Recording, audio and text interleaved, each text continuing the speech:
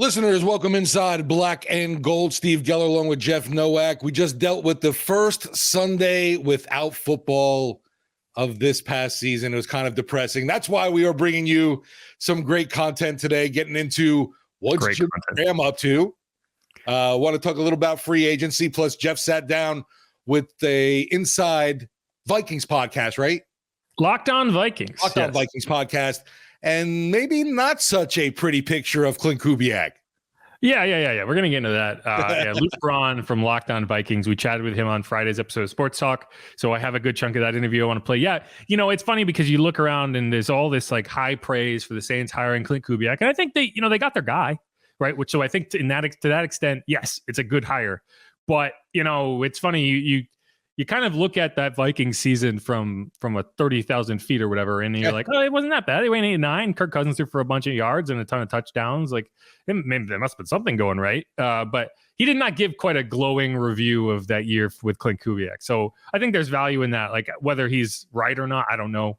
But like, there is some it's a very critical lens that he is looking at that season with. And so I think it's worth hearing at the very least. It's appreciative, I think, because of all, like you said, the outpouring of positivity, and it can't all be great. Yeah, no, I think he brings up a lot of good points in terms of, and at the end of the day, it's like, okay, it didn't go perfectly. It didn't go that well. So why didn't it? And how do you fix that? So I think that's something that we can dive into a little bit. This first segment, I want to talk about Jimmy Graham. He's apparently rowing across the Arctic. So if you were wondering if he was still going to try to stay in shape and play football next year, I think this is a pretty good indicator that he's got other things on his mind. So we'll talk about that. We're also going to talk about the Saints having training camp in Irvine. It's not a done deal yet, but it's going to happen.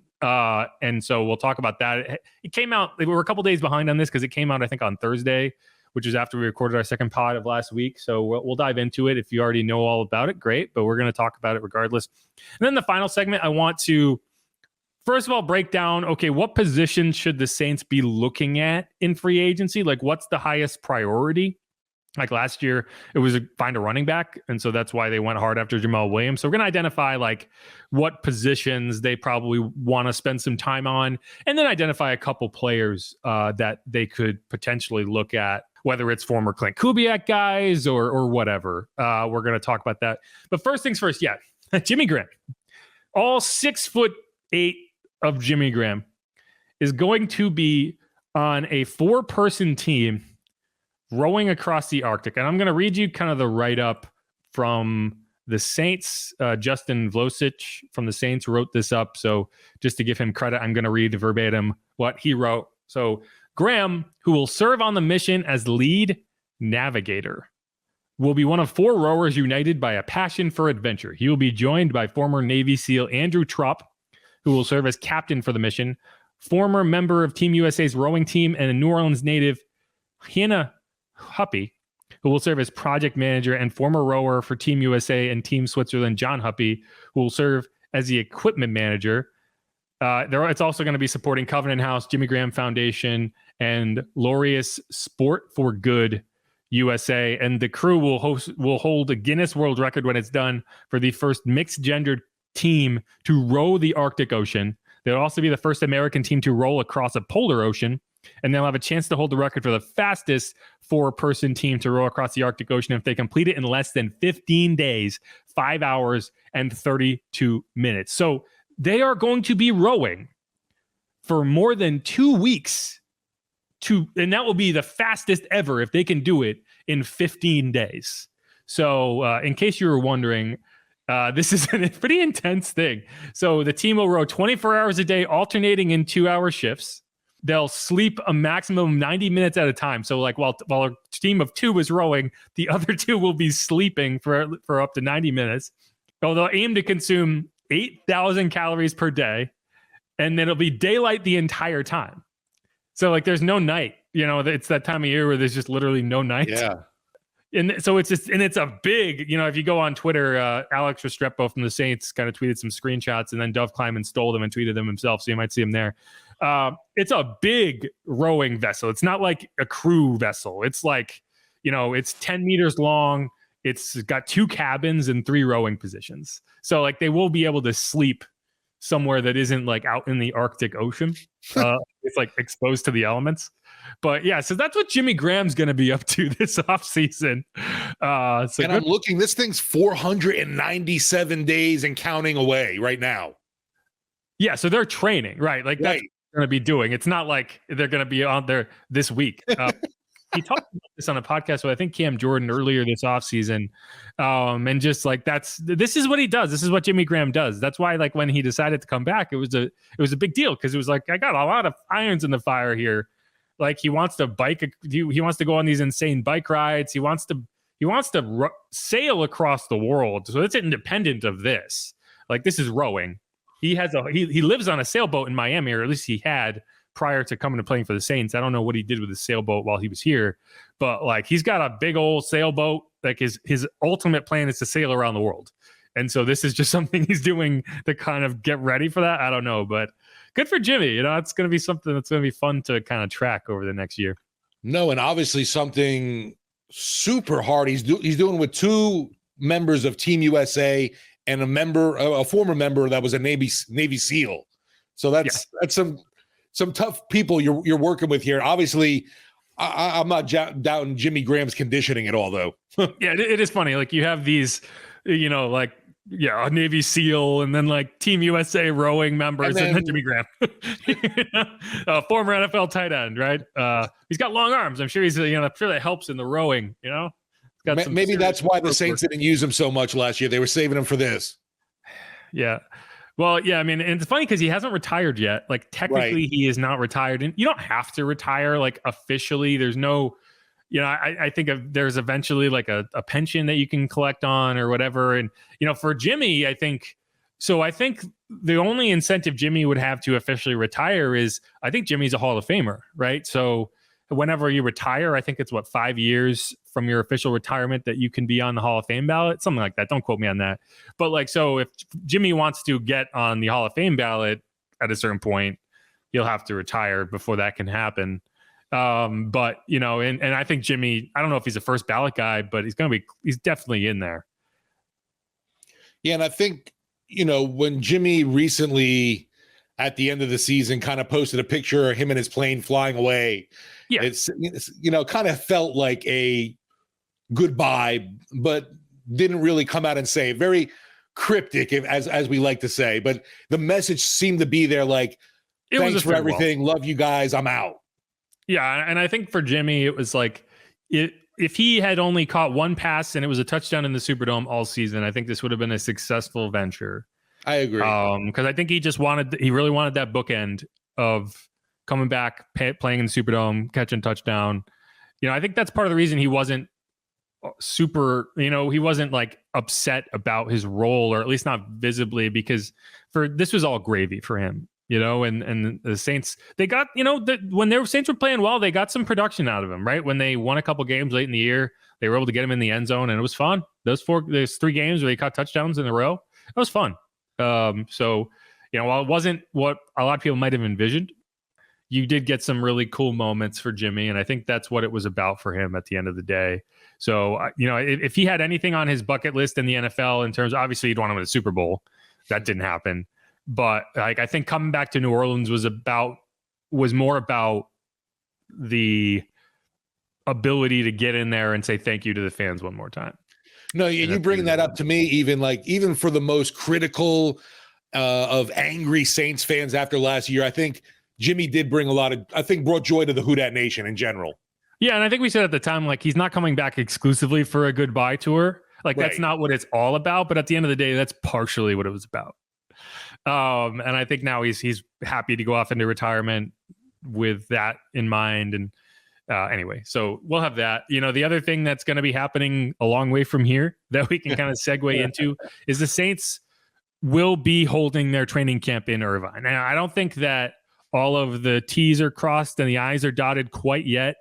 But for perspective, you know, this is something that I had heard. You know, we talked about this last offseason in terms of they're doing construction on the dining hall. It's going to be inconvenient enough, particularly with a 90-man roster in training camp, that it just makes sense to go somewhere else. And this isn't about getting out of the area, right? Like this isn't going to be a long-term thing because they are renovating that facility and they're doing it for a reason, right? If they were trying to move away for training camp indefinitely, they wouldn't be spending all this money to revamp the facility. So like it's not really about getting out of here, but they decided early on that they're probably going to have to go somewhere. And it was really just a question of where. We were talking about this in last training camp. We asked Dennis Allen about it. He was kind of mum on the details, but made it pretty clear that this was something that was being considered. And I heard around like week 6 or week 8, like mid-season, I heard Irvine as the likely target. Jeff Duncan reported that that's the front runner. I think he reported that last Thursday. But like this is not something that came together recently in terms of, this is where the Rams had held training camp previously. They're moving out. They have another facility they're going to go to. So this would be on the campus of UC Irvine. It's in the suburbs of LA.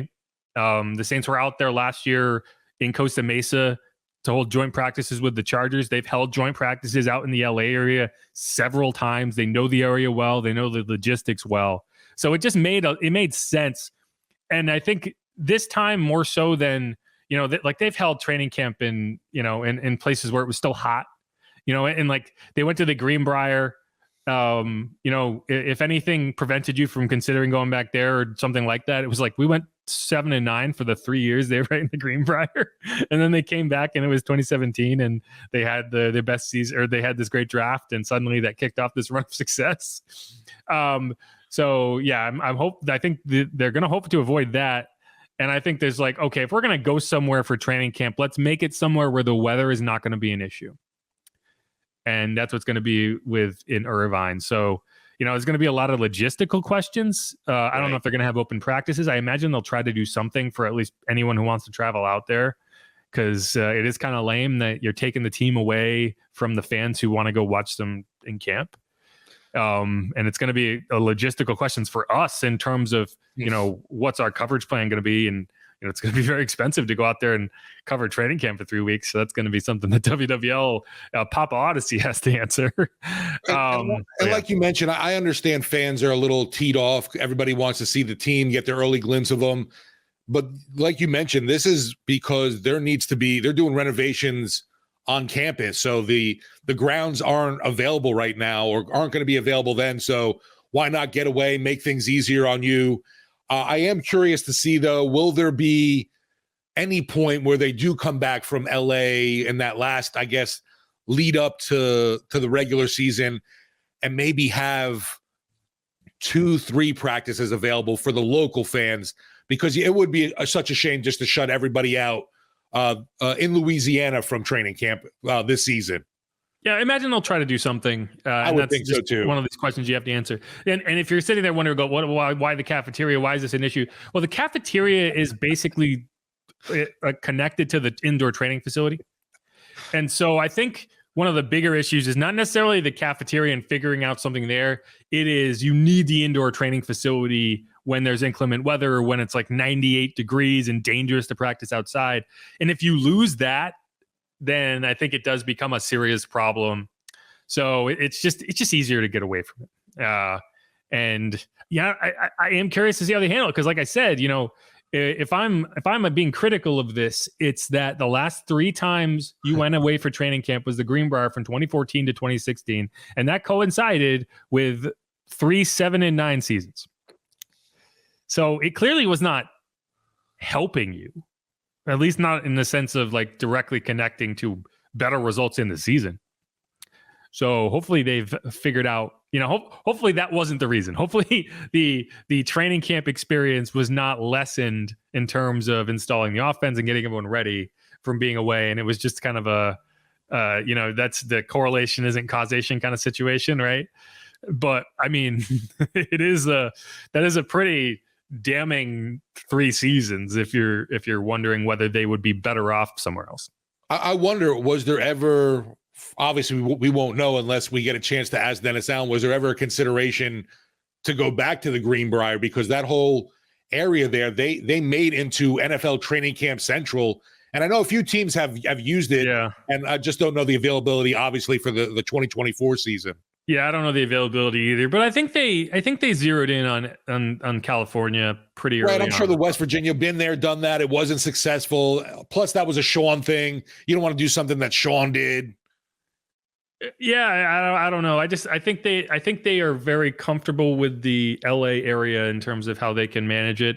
The other thing that Jeff reported that makes sense is, so this year, this is one of those years where the Saints have 2 road preseason games and 1 home preseason game. And so it sounds like, based on Jeff's reporting, that the idea will be the first 2 preseason games will be the road games, and both of those will be out west somewhere. Like maybe Arizona or Seattle. Like, it's not going to be the Patriots, right? Like, you're not going to have them travel cross country to play a preseason game, and you're not going to have them travel home midway through camp to play a preseason game and then travel back out west, right? So I think the NFL is going to work with them to some extent to make that travel reasonable.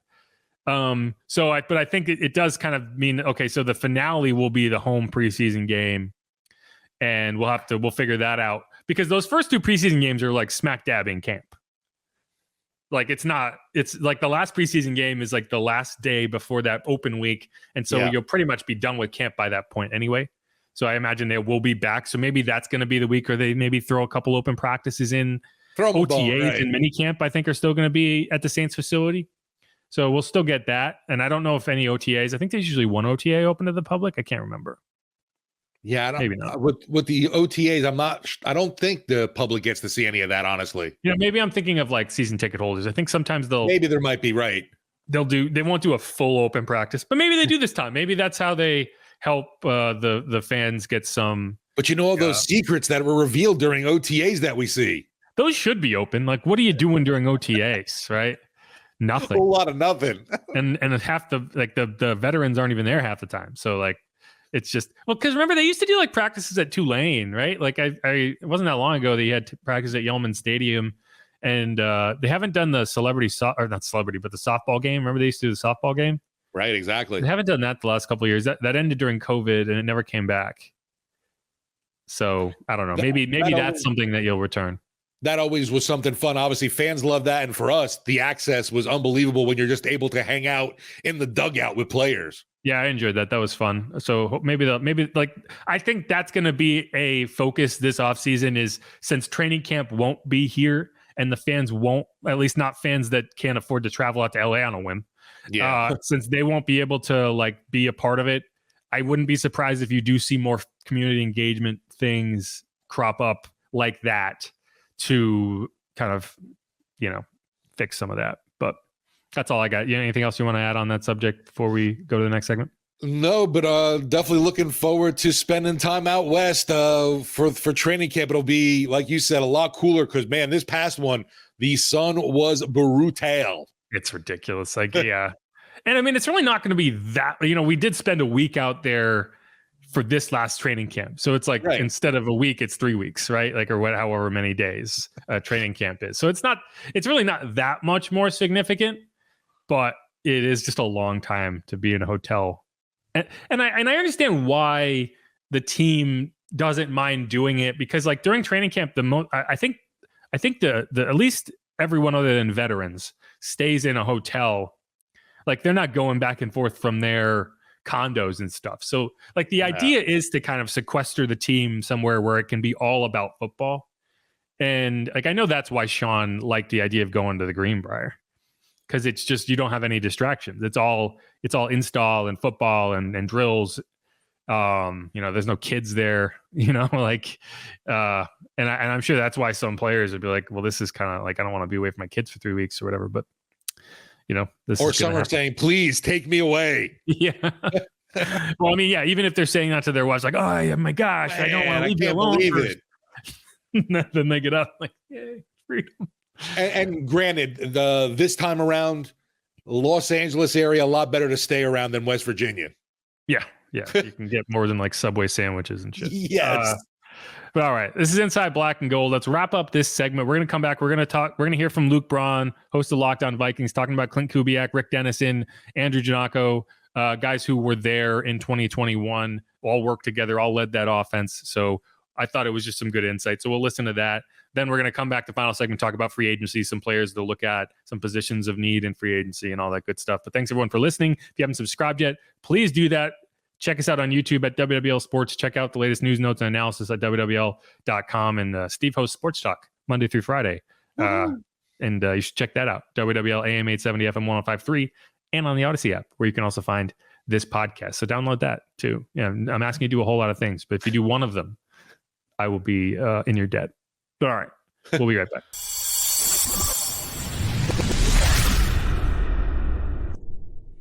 And we're back on Inside Black and Gold. I'm Jeff Nowak. He is Steve Geller. In this segment, we're going to dive in a bit more on Klint Kubiak, more specifically Klint Kubiak, Andrew Janocko, Rick Dennison. Clancy Barone was there prior to 2021, but he was gone by that point. So they did cross paths, but they're not there yet. And we don't have there's a few more hires that do need to happen. As of recording this podcast, we don't know them yet. I would be surprised if we don't get a couple more names coming in this week. And so hopefully by Wednesday, when we record the second episode of this week, we'll have some of those names.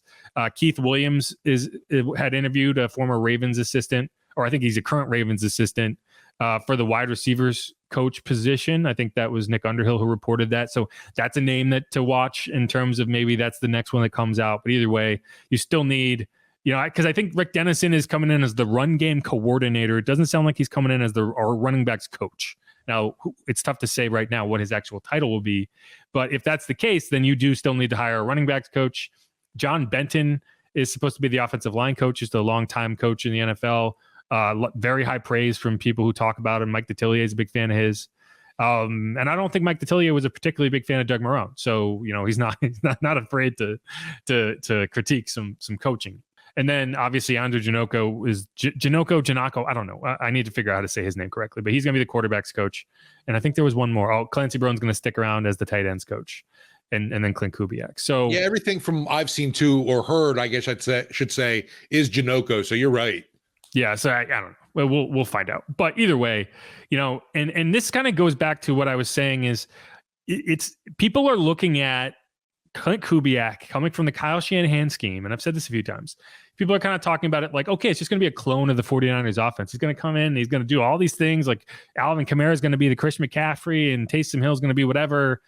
And I don't know. Like, I think people are underestimating the influence that the Vikings year and what he learned as a member of the Vikings and Gary Kubiak, who installed that offense and he took it over from him, how he's going to marry those two things together. Like, I think it's going to be Kyle Shanahan elements and there's going to be some stuff that he picked up in Denver. Right.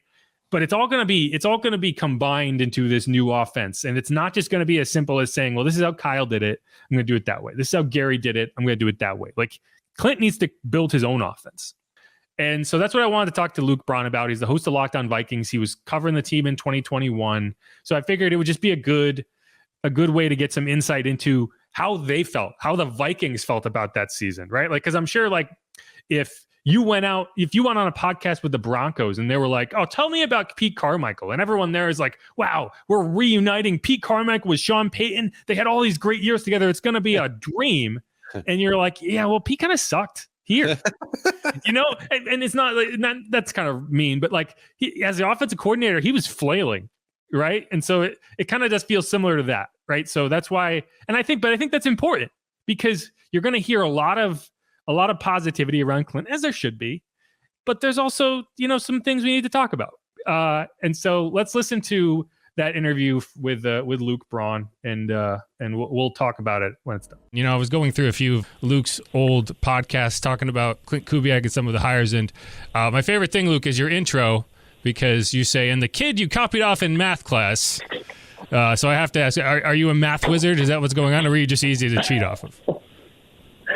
I was easy to cheat. I was always okay with you if you cheated off me, because I figured you're probably learning something anyways. That's not the tagline anymore. Oh, okay. Now we try to learn something new every day. That's the deal, because I think I've kind of moved away from the like math-based analysis stuff. It's still there. It's still useful. I still use it, but I'm a little more X's and O's now. Gotcha. Well, yeah, and Luke, one of the reasons I wanted to bring you on here is, it's tough to get a lot of information about Klint Kubiak over the last 2 years, where he was the quarterbacks coach in Denver, and then he was the pass game specialist. I don't even know what that technically means in San Francisco. Very behind the scenes at the least. But you go back to Minnesota, and I've been watching old Klint Kubiak interviews. You can really kind of dive in to what his offense did over the course of the season. I'm just curious, what were your kind of opinions of Klint in that job? What were your takeaways? How did you feel he handled it? Yeah, he was very green. Yeah, I mean, that was his first time calling plays. That was his first time going. He had 1 year as a quarterbacks coach. He was basically an offensive assistant otherwise.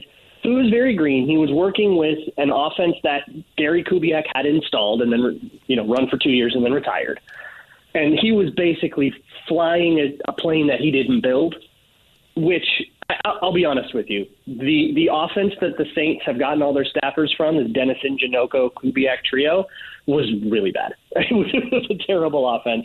And who you blame for that is going to kind of inform your opinion. Maybe you think that it's just because Mike Zimmer stifled all these great offensive minds. But really what it turned into was the Vikings had a pretty big offensive line problem for that couple of years.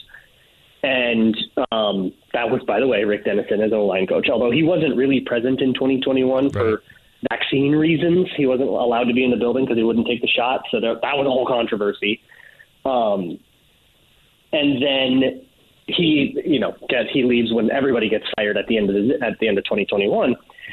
But there were issues on the offensive line, in particular in pass protection. And so the Vikings relied a ton on quick game.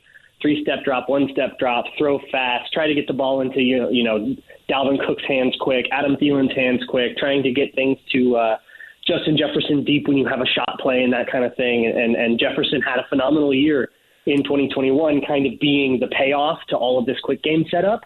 But it meant that it was a very it was a boring offense, except when you were going to Jefferson. So the narrative kind of became, why don't we make the whole plane out of Justin Jefferson, which I think you can kind of ask anybody and understand why that wouldn't work. But it was they were trying to be very, quick and easy 4 yards a pop in their pass game, and then kind of live in the run behind Dalvin Cook, because they felt like, that line was going to be better at run blocking than it was at pass blocking, which is very, very true.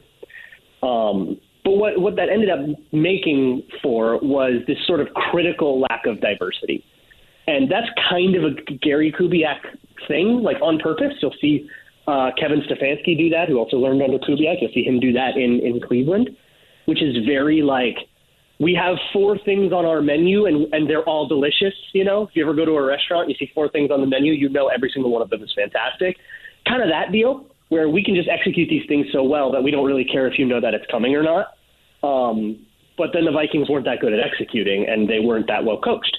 So on the offensive side of the ball.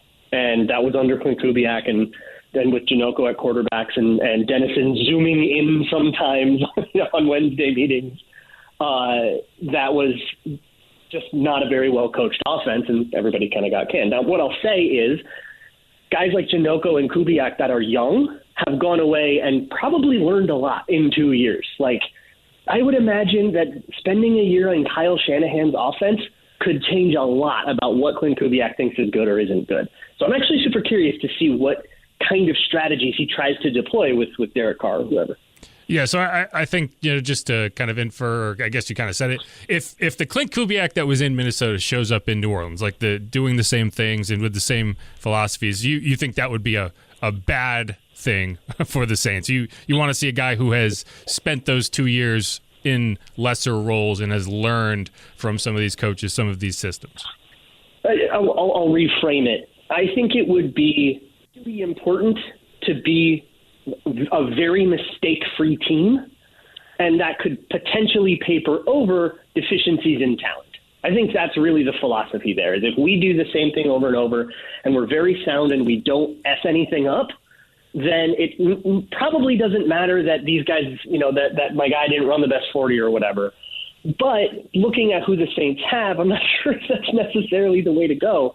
I would look in particular in the run game and to see what the Saints want to do with that, because they'll probably be a zone run game. Guy goes from, learning under Gary Kubiak, who's like the offensive coordinator of those old Broncos teams, and, in the father land of wide zone, and then goes into Shanahan, who's the father of modern wide zone stuff. So I'm sure he's got a lot of zone stuff. And what I'd be curious to see is how much you see out of fullbacks or extra tight ends. What he does with Taysom Hill will be very interesting. Is Taysom Hill a fullback now, a tight end, some of both? I'd be very curious to see if you get a little bit more diversity, and then you don't have to be the team that isn't allowed to make any mistakes because everybody we have is, because our guard is just going to get killed if we ever ask him to do anything real. Gotcha. My other question, I think if you want to look at a player comparable to Derek Carr, I think Kirk Cousins is a fair comparison, at least in today's NFL, with a decade of experience, has never really had a ton of success in the playoffs, but puts up a bunch of yards. And you look at that 2021 season, and if you just look at the numbers, it does seem like the Klint Kubiak offense did work for Kirk. I think it was 4,200 yards, 33 touchdowns, 7 interceptions. What were your kind of opinions on how Kirk worked with Klint? So, unfortunately, it was very inconsistent, which I just kind of described why that's not very acceptable, and that's why the Vikings ended up, 8-9 that year? Yeah. And out of the playoffs.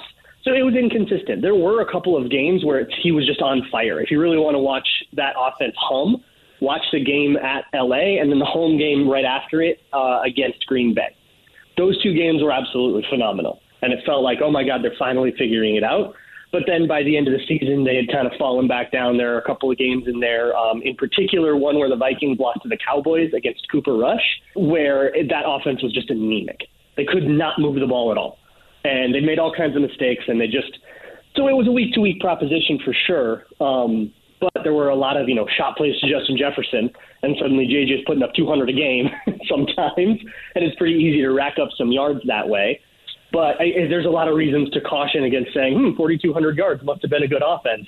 And part of it is that, if you have 8 really great games and 8 really bad games, you can get 4,000 yards, but did you have a good season?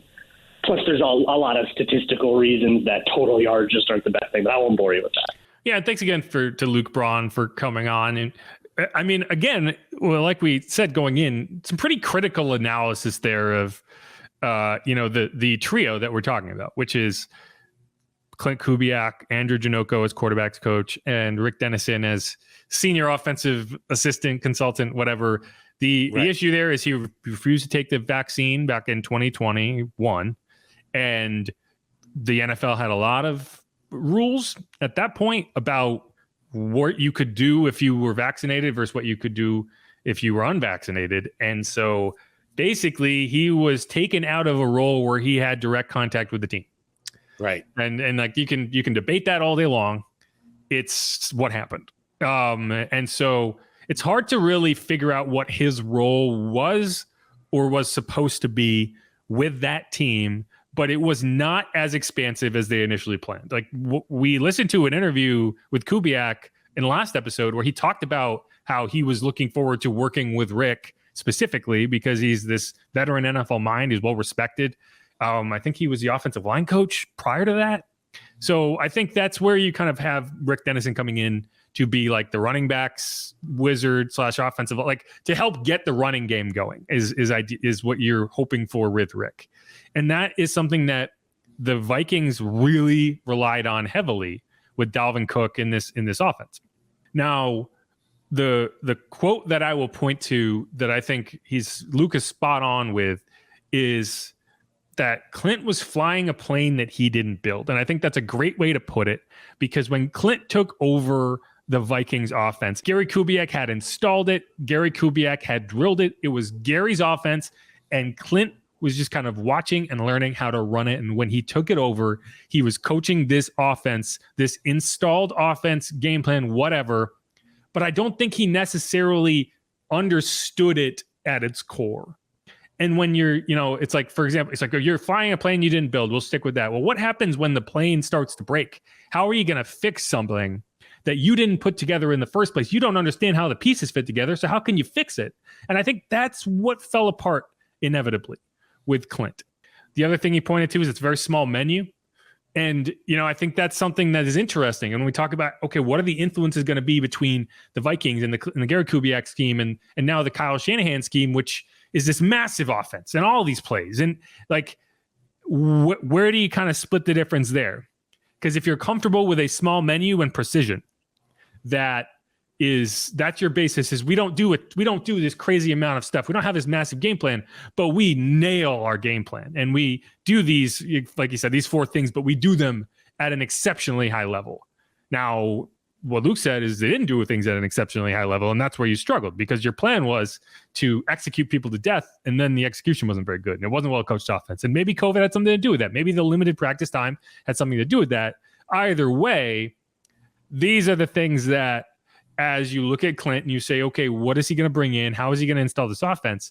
I think those are the things that you're concerned with if he shows up and does not have kind of that handle on things the way that you would, if, as Luke explains it, he did not in 2021 with the Vikings. Yeah, I appreciate just a different point of view, because I've mentioned it's like you don't want to keep hearing from everybody, oh, it's such a wonderful hire, great guy, this and that. So obviously there were some issues, but that year in Minnesota, the offense wasn't completely a cluster bomb kind of thing. It was productive. They were 2001, put up 25 points a game in the top half of the league, at least, in points scored. So it wasn't like a complete failure, I would say, with the Vikings. Yeah, and that was the other thing he talked about. And I asked him about Kirk Cousins, right? In the 2021 Kirk Cousins season, 4,200 yards, 33 touchdowns, 7 interceptions. It sounds, it's like, oh, that's a pretty good season. But I kind of almost look at it like Derek Carr's season this year. Okay. Right. Where you look at it and you say, yeah, the numbers at the end of the year looked solid, but is it a product of being consistent and having a good season, or is it a product of having 8 good games and 8 bad games? So that's what Luke said, is it was like, you would have these really good games, but you also had a game, you had a win over the Bears where he went 12 of 24 for 87 yards. You had another game, an overtime loss to the Ravens.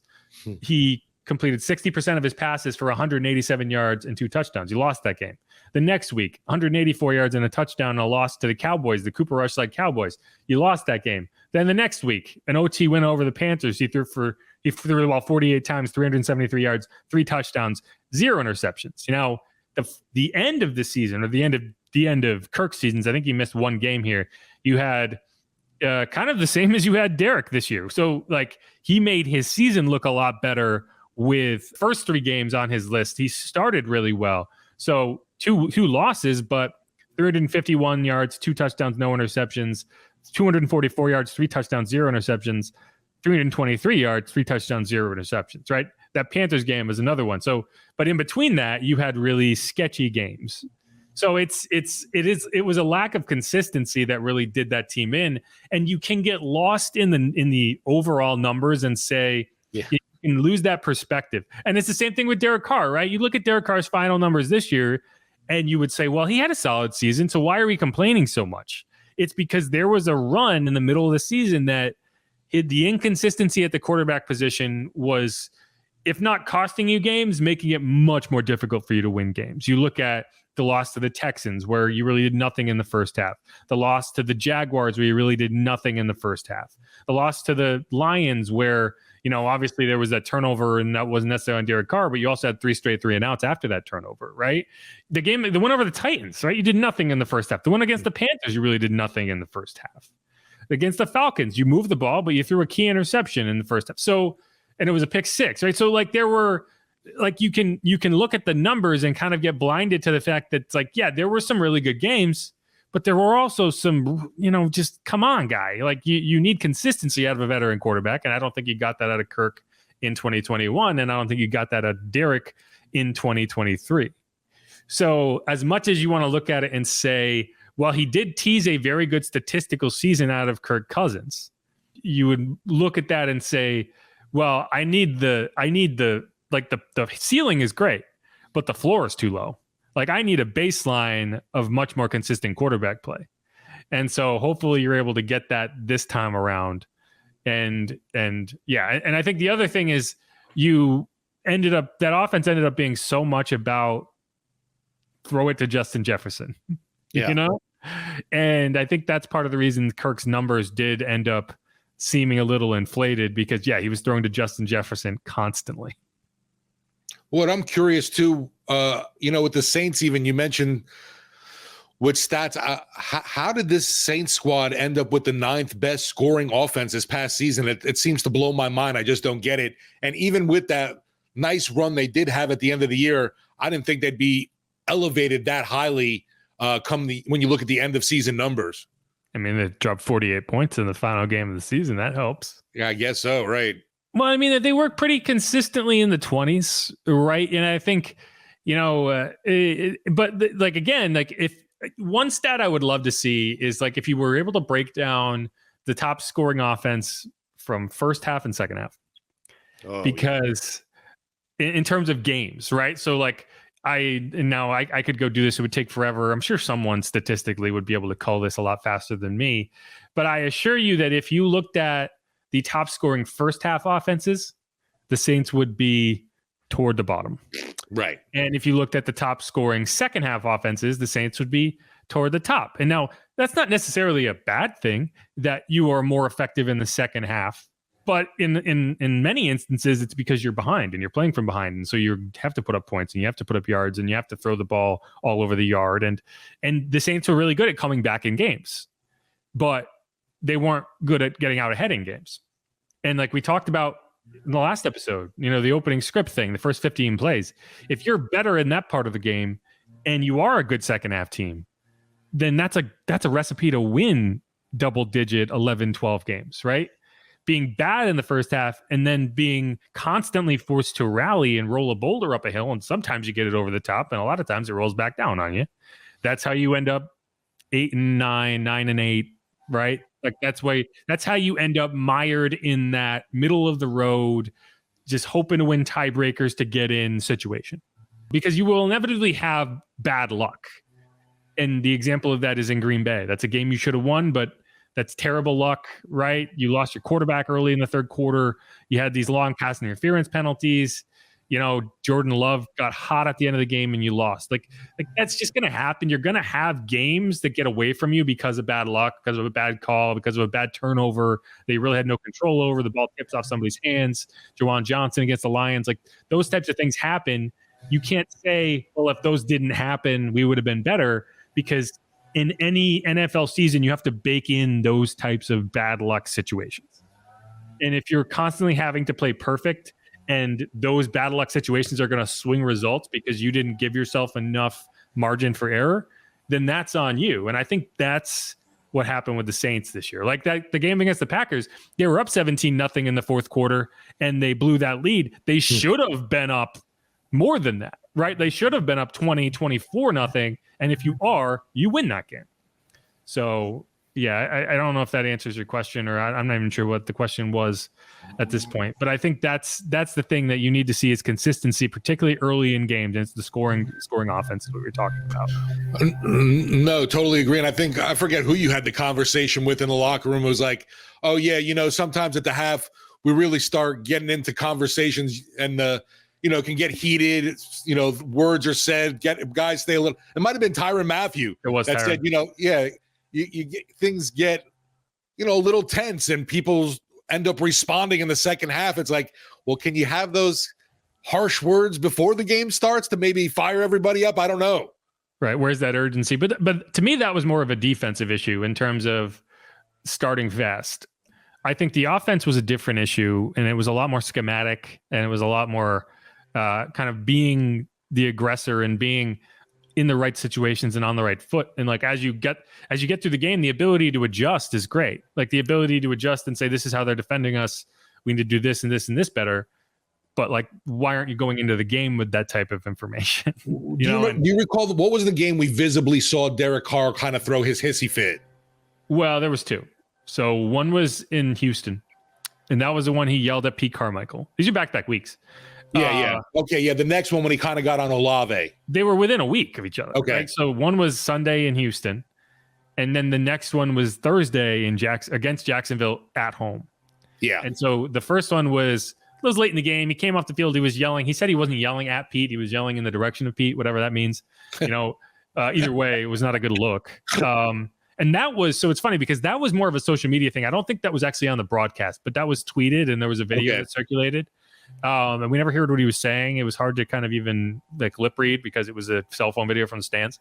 The next week was against the Jaguars, and it was the play that Chris Olave, I think he was supposed to be running a clear out. He kind of ran it. I wouldn't say half speed, but it wasn't full speed, right? It wasn't like he was selling it. And Derek got pissed off and yelled at him, threw the ball out of bounds. And then that was the play that Mike Thomas, that was the initial play that prompted Mike Thomas first right Twitter jab at Derek Carr. Yeah. Now, there have been several since then, but that was the impetus for the first one. And and I think that was anyway. There was just some tough times in the early goings. Yeah, there was some ugliness, to say the least, in that season. And I think it got away from people, and that's why you ended up firing Cody Burns. And you know, you're gonna have a whole new offensive staff, because I think it got away from people, and that's going to be something Derek Carr needs to figure out. It's going to be something Chris Olave needs to figure out. It did seem like they got on the same wavelength as the season went on. It didn't seem like something that festered between them, at least. Right. It never carried on. It did seem like something that festered between Derek and Mike, but it didn't seem like something that festered between Derek and Chris. And that's what I would be more worried about in terms of, okay, this next season coming up, because it did seem like those guys got back on the same page and were pulling the same direction, and that you're going to need that. So, yeah. Yeah. Well, hopefully we see a lot. I don't want to say a better well-oiled machine next year with this offense, because there were just a lot of times I didn't understand between the play calling or didn't understand execution, it fell through kind of thing. It was overall, it was just a big lump of, big reason why Carmichael, we've talked about, isn't around anymore. Things weren't smooth here, and best of luck in Denver to him as Sean's right-hand man again, I guess. Agreed. And based on, if you want to take what Luke said, speaking for Vikings reporters, analysts, whatever, it sounds like they have the same, they would say the same thing about the Klint Kubiak 2021 experience. Gotcha. Yeah. So take that for what it is. All I can do is to give you that information. I'm not telling you he's right or wrong. I'm just saying this is what he observed and what he believes about that offense. And, we'll see how it pans out. But either way, thanks, Luke, for coming on. Check him out. Luke Braun on Locked On Vikings. I don't know if you really want to hear about Justin Jefferson or whatever, anything like this. I don't know. Who knows if they're able to bring him back? Yeah, it's going to be a question. Yeah, and it's going to be between him and Kirk, right? That's another situation that is like, I think that Justin supports Kirk, but how much does he support Kirk? Because that's been his quarterback his entire career. So, and they've done some really good things together. Yeah, and this has been so far, at least to me, a rough offseason leading up to the draft and free agency for Saints fans, just because I'm hearing everything from Justin Fields, Kirk Cousins, and even Jaden Daniels as possible quarterback options in Atlanta. And I don't like any of that for Saints fans, obviously. Nope. Well, we'll see. But all right, let's wrap up this segment. We're going to come back. We're going to talk about some free agency stuff. We've identified a few players that we would be interested in looking at if we were, if we're in Saints, if we're on airline, like writing down a few names of like, hey, let's take a look at this guy. That's what we're going to do. We're going to talk about those guys, and break down some positions that the Saints should probably target at the very least, whether it be free agency or the draft to address. So this is Inside Black and Gold. Make sure to subscribe if you haven't done that already. You can follow me on Twitter at Jeff_Nowak. You can follow Steve at Steve Geller WWL. And of course, ring the bell on YouTube at WWL Sports. We will be right back.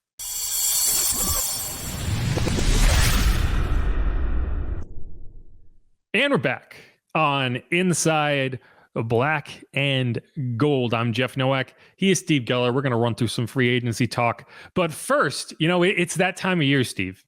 It is officially that time of year where all the salary cap nerds wring their hands and talk about how, oh my gosh, the Saints, how can they keep doing this? They're just kicking the can down the road. They're not going to be able to sign free agents. They're paying Taysom Hill how much? Oh my gosh. And then we 3 months from now, it'll be like, well, I guess, okay, we'll worry about this next year. and we'll have the same conversation then.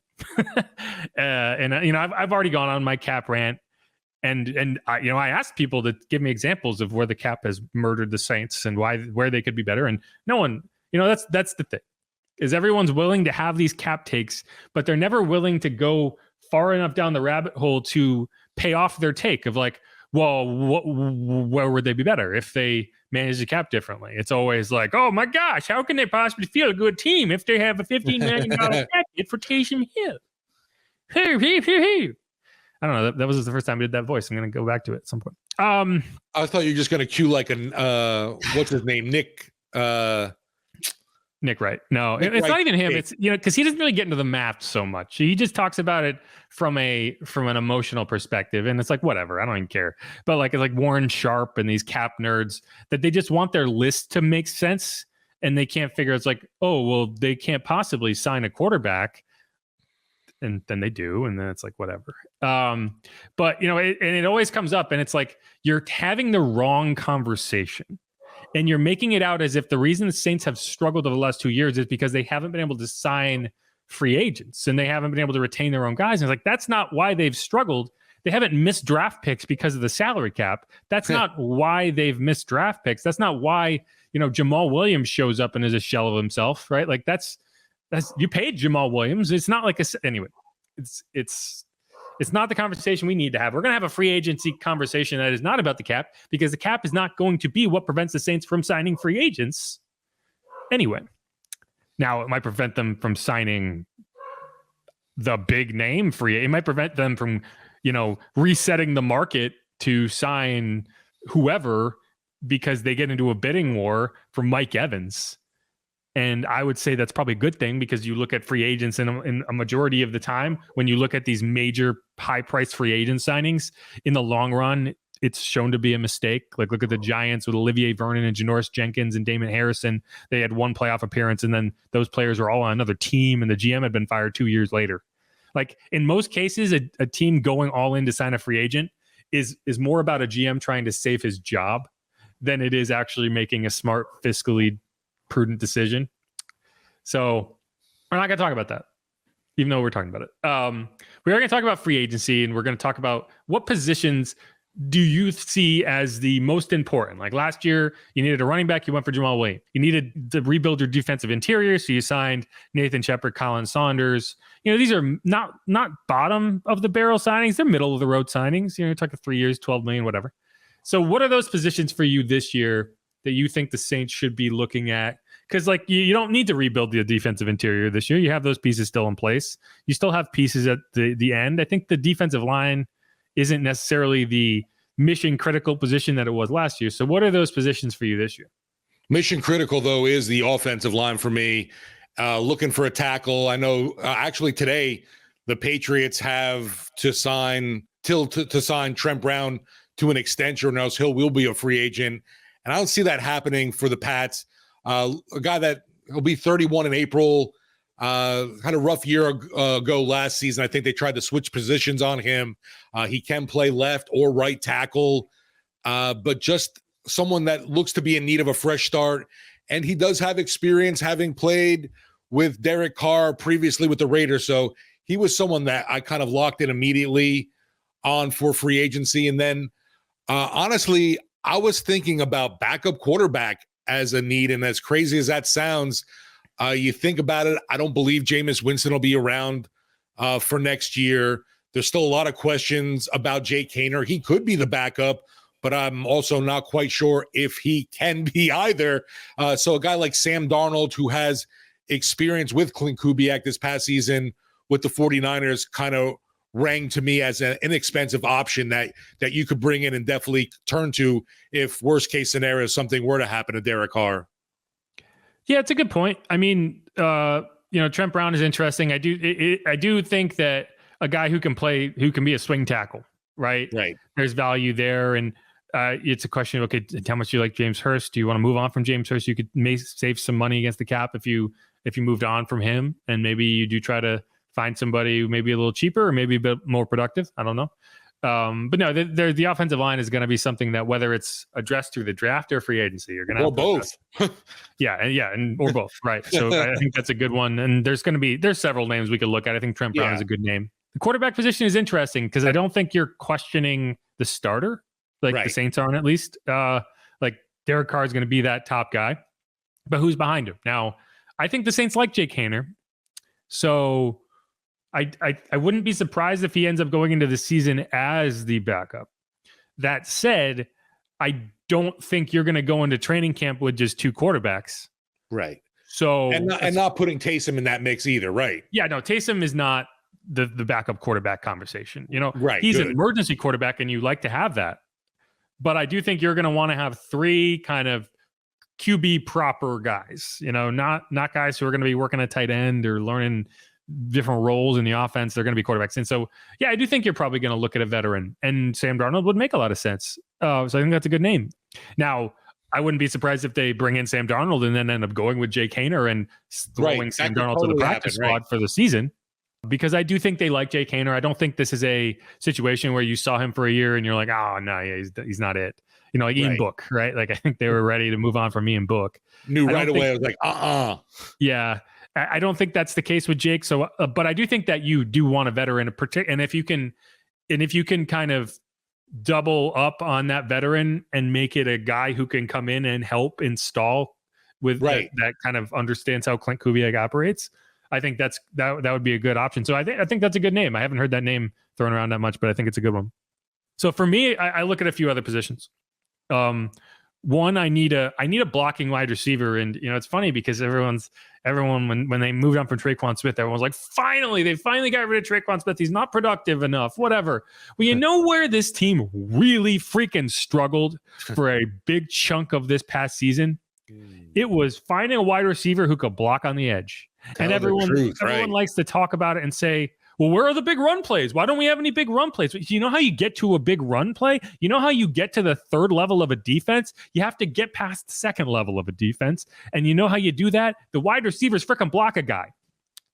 And one of the major luxuries that the Saints had during the heyday of Michael Thomas, so like through 2019, your star wide receiver was also this big hulking behemoth of a man who could go and block. He was one of the better blocking wide receivers in the NFL.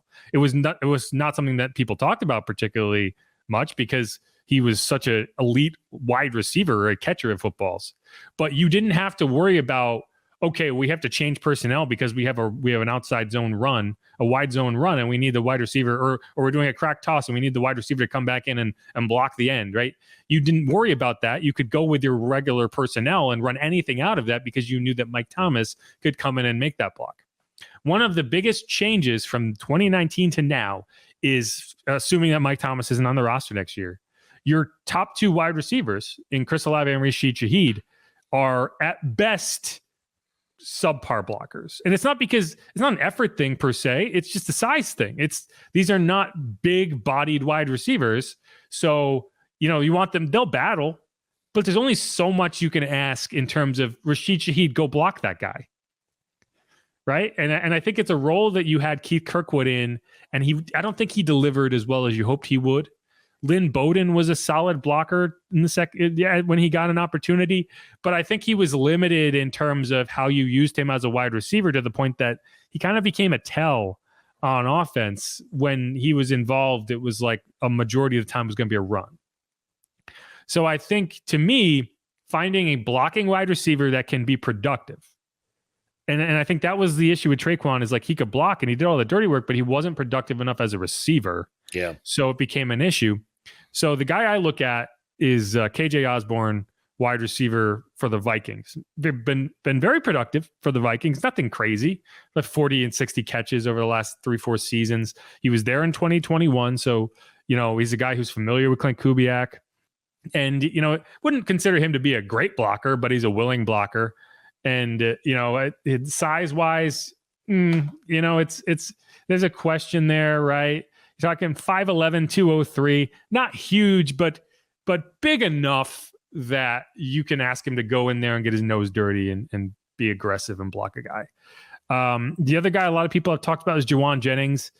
I think Juwan Jennings would be a great signing. I just don't think they're going to get the opportunity because he's a restricted free agent. And I'd expect the 49ers to tender him at some level. Now, maybe it's an original round tender and the Saints can go and sign him. And then the 49ers can match it. That's how that works. But if they tender him at like a third round or second round, you would have to give up a draft pick to go sign him. And then they could still match it. And I just don't see that happening. So I would expect the 49ers to make sure they keep him. So I'm not really talking about him, but again, but that's the type of receiver I'm looking for. What do you think about a guy like Hunter Renfrow, who's been connected, I know, a lot with the Saints, but the Raiders still haven't let him go yet? I would love Hunter. If Hunter becomes available, I would be 100% on board with Hunter Renfrow, but he's still not filling that need that I have for a physical blocking wide receiver. So, like, in the sense of that's why I'm looking at KJ Osborne. Yeah. That's not what I would be looking at with Hunter Renfrow. Now, I love Hunter. I think he's a very good wide receiver. He's a good locker room guy. I covered him in high school. I know him pretty well. Okay. But it's not like again, like that's an addition to the offense I would love, but it's not filling that need that I'm talking about right here. Yeah, I would think he's a decent blocker, but I'm right. He's not a huge guy. That's what he's known for. I know what you're saying there.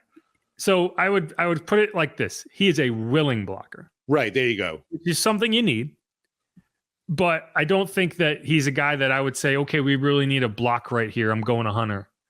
Yeah. And it's the same thing with Chris. And that's just something that you're going to have to navigate if Chris Olave is your wide receiver one, because he's just not going to be able to do those Michael Thomas things that you became accustomed to. You're going to have to find someone else to fill that role, at least the physicality part of that role. And, the thing I'd compare it to was Odell Beckham Jr. with the Giants. Like Odell Beckham Jr. was a supernova with the Giants, but he was never your prototypical X. He's smaller, he's shifty, he can get open on a phone booth, and he does a lot of the same things Chris Olave does. He makes these spectacular catches, got great hands.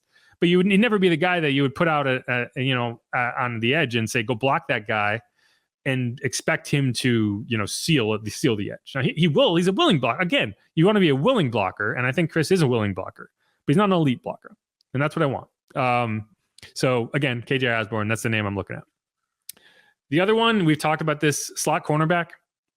There are two guys that I look at that are potentials. They're both they're both unrestricted free agents. So in that sense, you can go after them.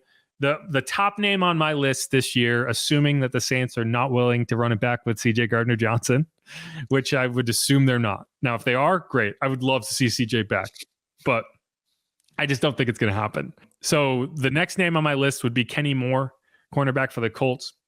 Did a lot of great work in the slot this past season. If not, I think he might end up a bit out of their price range. I think that he's going to be probably the top option in the slot corner market. And so there might be a bidding war, and I just don't see the Saints getting involved in a bidding war. It's the slot corner position, because if they wanted to overpay at slot corner, they would have CJ. They don't want to do that. So I think they're going to be, kind of going down that a little bit. So the next guy I would say would be Keyshawn Nixon. He was with the Packers last year. And the reason both of these guys make sense to me is I think one of the things the Saints like when it comes to players that they're looking at in free agency is having gotten a close up and personal look at these guys. And the Saints played the Colts and they played the Packers this past season. So they got kind of a good idea. You had joint practices with the Packers. So yeah. And you had joint practices with the Packers. So I could see both of those guys. Now, neither of them are particularly sexy names, although Kenny Moore is a pretty well-regarded cornerback in the NFL.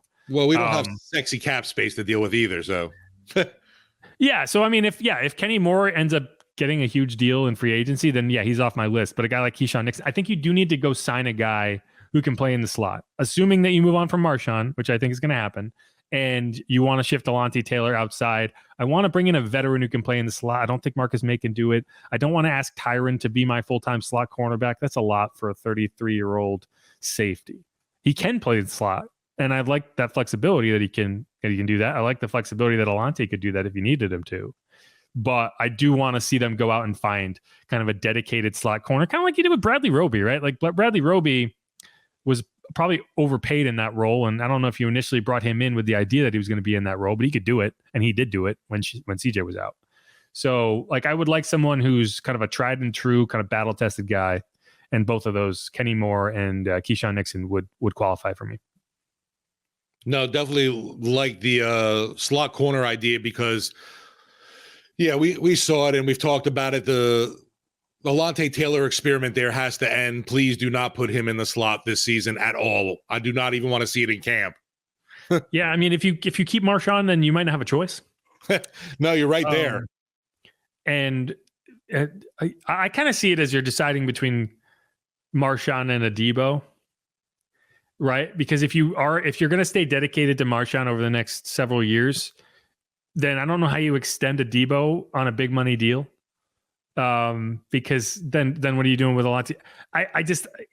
I do not see this team being dedicated to keeping Alontae Taylor in the slot. Now, maybe they are. Maybe I'm misreading it, but I don't think that would be good for Alontae, and I don't think it would be good for the defense as a whole.